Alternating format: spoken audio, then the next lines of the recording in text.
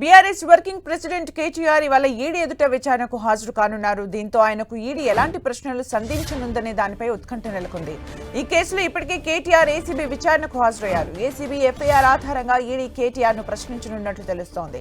ఈ కేసులో A1 గా కేటీఆర్, A2 గా ఐఏఎస్ అరవింద్ కుమార్, A3 గా ఉన్న హెచ్ఎండిఏ మాజీ చీఫ్ ఇంజనీర్ ఉన్నారు. ఇప్పటికే ఐఏఎస్ అరవింద్ కుమార్, BLN రెడ్డిని విచారించింది ఈడీ. వారిద్దరి స్టేట్మెంట్ ఆధారంగా ఇవాళ కేటీఆర్ ను విచారించనుంది ఈడీ. అటు కేటీఆర్ కు సుప్రీంకోర్టులో చుక్కెదురైంది.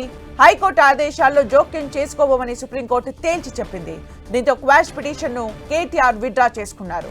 ఈ నెల 7న కేటీఆర్ కు ఈడీ నోటీసులు జారీ చేసింది.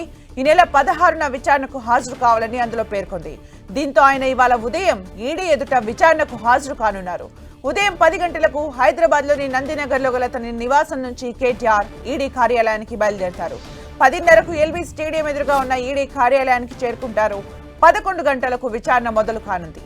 ఏసీబీ ఎఫ్ఐఆర్ ఆధారంగా ఈడీ విచారణ చేయనున్నట్లు సమాచారం. అయితే ఈ విచారణకు కేటీఆర్ ఒక్కరే హాజరవుతారా లేదా న్యాయవాదితో హాజరవుతారా అనే దానిపై సస్పెన్స్ కొనసాగుతోంది. బ్యాంకుతో పాటు పలువురు హెచ్ఎండిఏ అధికారులకు కూడా ఈడీ ప్రశ్నించనుంది. బిజినెస్ రూల్స్, ఆర్బీఐ నిబంధనలపై ఆరా తీయనున్నారు. ఎఫ్ఈఓల నిధుల బదిలీపై ప్రశ్నించనున్నారు. కీలక డాక్యుమెంట్లను కేటీఆర్ ముందుంచి ప్రశ్నించనున్నారు ఈడీ అధికారులు.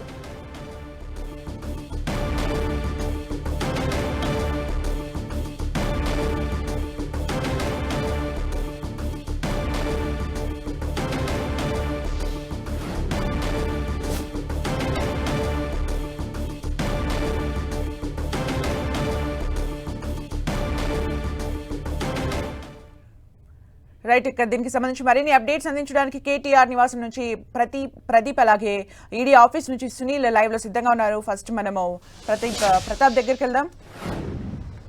రైట్, అంటే కేటీఆర్ నివాసం దగ్గర ఎలాంటి పరిస్థితి కనిపిస్తుంది బీఆర్ఎస్ శ్రేణుల్లో? అంటే ఈడీ విచారణ మరి కాసేపట్లో ఎదుర్కోబోతున్నారు. ఎలాంటి సిచ్యువేషన్ ఉంది అక్కడ? ఎస్ సుమిత్ర, మరి కాసేపట్లో ఇక్కడ నుంచి ఈడీ విచారణకు హాజరు కాబోతున్నారు కేటీఆర్. హైదరాబాద్లోని నందినగర్లోని తన నివాసం నుంచి కూడా ఇక్కడ నుంచి బయలుదేరున్నారు. ఇప్పటికీ బీఆర్ఎస్ శ్రేణులంతా కూడా, ముఖ్యమైన నేతలంతా కూడా వరుసగా కేటీఆర్ నివాసం వద్దకు చేరుకుంటున్న పరిస్థితి అయితే ఉంది. అయితే ముఖ్యంగా ఈడీ కేసుకు సంబంధించి ఈరోజు కీలకమైన దర్యాప్తు ఉందని కూడా చెప్పుకోవచ్చు. ముఖ్యంగా ఈ నెల 7న ఆయన ఒకసారి విచారణకు రావాల్సిందిగా ఈడీ విచారణ కోరినప్పుడు కూడా అప్పుడు సుప్రీంకోర్టులో కేసు కానీ హైకోర్టులో కేసు ఉన్న నేపథ్యంలో తర్వాత వస్తానని చెప్పిన నేపథ్యంలో మరోసారి కూడా నోటీసులు ఇవ్వడం జరిగింది. అందులో భాగంగానే ఈరోజు ఈడీ విచారణకు హాజరు కావాల్సి ఉంటుంది. ఎందుకంటే నిన్న సుప్రీంకోర్టులో కూడా ఈ కేసుకు సంబంధించి కూడా కేసు డిస్మిస్ కావడం కానీ ఇవన్నీ పరిణామాల నేపథ్యంలో ఈరోజు విచారణకు ఖచ్చితంగా హాజరు కావాల్సి ఉంటుంది. అయితే ఈ విచారణకు సంబంధించి కూడా కేటీఆర్ ఏసీబీ విచారణకు ఏ విధంగా అయితే అడ్వకేట్తో వెళ్లారో ఇప్పుడు ఈడీ విచారణకు అడ్వకేట్తో వెళ్తారా లేదంటే కనుక నేరుగా వెళ్తారా అనేది కూడా చూడాల్సి ఉంటుంది. ఎందుకంటే ఇప్పటికే ఈడీ ఈ కేసులో సంబంధించిన ఏసీబీ నమోదు చేసిన కేసు డీటెయిల్స్ అన్ని కూడా తీసుకొని దీనికి సంబంధించి కూడా దాన్ని దర్యాప్తు అయితే చేస్తుందని చెప్పవచ్చు. ముఖ్యంగా దీనికి సంబంధించి కేసులో భాగంగా ఇప్పటికే కేసులో ఉన్న నిందితులుగా ఉన్న వారిని అంతా కూడా విచారణ చేసింది. ఇప్పటికే ఐఏఎస్ అరవింద్ కుమార్ కానీ అదేవిధంగా చీఫ్ ఇంజనీర్ BLN రెడ్డిని కూడా విచారణ చేసి ఎందుకు ఈ కేసులకు సంబంధించి ముఖ్యంగా ఈ కంపెనీ నిధులను సంబంధించి కూడా విదేశీ కంపెనీకి ఎలా విధంగా డైవర్ట్ చేశారు, ఎందుకు ఫెమా నిబంధనలు ఉల్లంఘించడం కానీ ఆర్బీఐ అనుమతి లేకుండా పంపించిన వాటిపైన కూడా ప్రధానంగా ఫోకస్ పెట్టనుంది. ముఖ్యంగా ఎన్ఫోర్స్మెంట్ డైరెక్టర్ అనేది పూర్తి స్థాయిలో దీనికి సంబంధించి నిధులకు సంబంధించిన దానిపైన పూర్తి స్థాయిలో విచారణ చేయండి. ప్రధానంగా ఈ కేసుకు సంబంధించి కీలకమైన అంశాలన్నిటి కూడా కేటీఆర్ ముందుండి విచారణ చేసే అవకాశం ఉన్నట్టు కూడా తెలుస్తుంది. అయితే ప్రధానంగా దీనికి సంబంధించి కేటీఆర్ మాత్రం దానికి సంబంధించి అవినీతి ఎలాగో దీనికి సంబంధించి కేసే పూర్తిగా అవినీతి కేసు పెట్టారు కాబట్టి అవినీతి ఎక్కడ జరగలేదు, కేవలం నిధులు మాత్రమే రూల్స్కు కాస్త భిన్నంగా జరగవచ్చు కానీ పెట్టిన కేసు అనేది కరెక్ట్ కాదంటూ కూడా కేటీఆర్ చెప్తున్నారు. ఈడీ మాత్రం ఖచ్చితంగా దీనికి సంబంధించి విదేశీ కంపెనీకి పంపించిన నిధులకు సంబంధించి తన ప్రోద్బలంతో జరిగిందని కూడా ఇప్పటికే అధికారులు ఐఏఎస్ అధికారి అరవింద్ కుమార్ కానీ అదేవిధంగా BLN రెడ్డి కూడా చెప్పారు. కాబట్టి దీనికి సంబంధించి వారు ఇచ్చిన స్టేట్మెంట్స్ ఆధారంగా ఆయన ముందు పెట్టి విచారణ చేసే అవకాశం ఉన్నట్టు కూడా తెలుస్తుంది. సుమిత్ర, రైట్, నెక్స్ట్ మనం ఈడీ ఆఫీస్ దగ్గరికి వెళ్దాం. సునీల్, అంటే ఈడీ ఆఫీస్ దగ్గర ఎలా కనిపిస్తుంది? ఎన్ని గంటలకు కేటీఆర్ అక్కడికి చేరుకునే అవకాశం ఉంది? ఈ రోజు ఎలాంటి ప్రశ్నలు సంధించే అవకాశం ఉంది?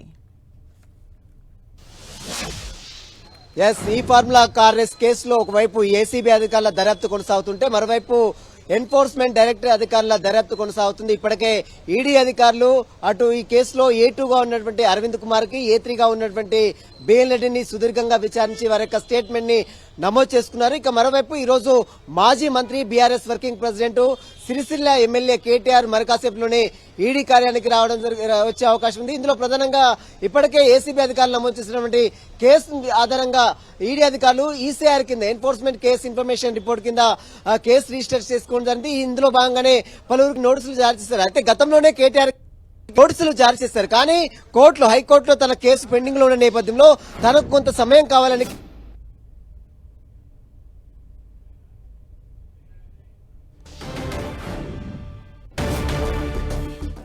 ఇందులో ప్రధానంగా ఈ ఫార్ములా కార్ రేస్ కేసులో ఏసీబీ అధికారులు నమోదు చేసినటువంటి ఎఫ్ఐఆర్ ఆధారంగా సెక్షన్ 13+1, 13+2 తో పాటు 409, 120B కింద ఏదైతే ప్రివెన్షన్ ఆఫ్ కరప్షన్ యాక్ట్ ఏదైతే ఉందో దానికి సంబంధించిన దాంట్లో సెమా యాక్ట్ నిబంధనలు ఏ విధంగా జరిగాయి, ఫారెన్ ఎక్స్చేంజ్ మేనేజ్మెంట్ యాక్ట్ నిబంధనల ఉల్లంఘన జరిగిందని ఈడీ అధికారులు భావిస్తుంది. కాబట్టి ఇందులో భాగంగానే ఈడీ అధికారులు ఈసీఐఆర్ కింద, ఈసీఐఆర్ అంటే ఎన్ఫోర్స్మెంట్ కేస్ ఇన్ఫర్మేషన్ రిపోర్ట్ కింద మొదట ఎఫ్ఐఆర్ నమోదు చేశారు. ఎఫ్ఐఆర్ నమోదు చేసిన తర్వాత వెంటనే వారికి నోటీసులు సర్వ్ చేశారు.